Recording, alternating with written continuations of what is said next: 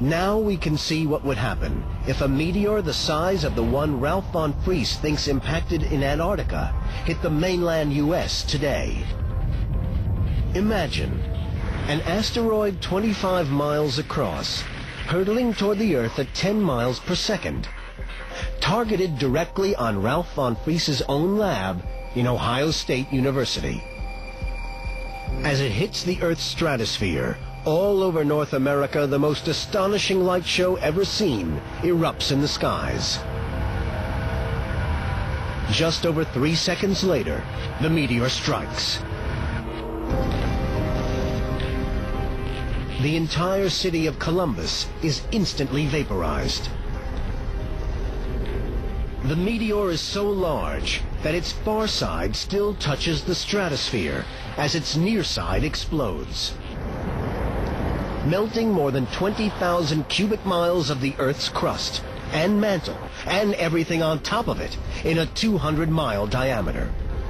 The state of Ohio and its 11.5 million inhabitants cease to exist in the blink of an eye. 30 seconds later, a radioactive fireball reaches Lee Kump at Penn State University, 320 miles away. In Sudbury, Canada, 462 miles away from impact, Bob Pareda may just survive the third-degree burns and radiation exposure of the fire blast, but not the 72 feet of debris that will entomb him 7 minutes later. Already, over 100 million people in the northeastern U.S. are dead. Yet this terrible apocalypse is still in its infancy. Over 1,300 miles away in New Mexico, Mark Boslow sees the fire blast as it races toward him. Even from this distance, it still has the power to scar exposed flesh and ignite trees.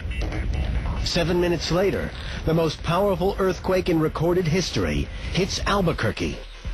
It registers 11 on the Richter scale and completely levels every city within 360 miles. But it won't be the earthquake that levels the Santa Barbara University campus of Luann Becker. 2,000 miles away from the impact, she is shielded from the fireball by the curvature of the Earth. But with the extreme communications breakdown, it's likely that no one realizes the west coast of the U.S. is about to be hit by an air blast.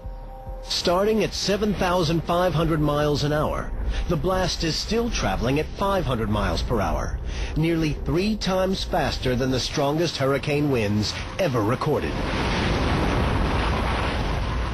and powerful enough to shatter glass and topple buildings. In the space of a few hours, the North American continent is devastated. No one can predict how many have already died or are dying. And once the seismic waves converge on the antipodal side of the Earth, an hour and a half after impact, a second devastation begins. Devastation that may last tens of thousands of years and poison the planet in a second great dying. Eventually, as much as 99.9% of the global population could die. And for all our achievements in technology, humanity's chances of survival would be low to non-existent. Fortunately for us, such an event occurs less than once every 100 million years. But if it were to happen, might we, like the dinosaurs before us, vanish forever from the face of the Earth?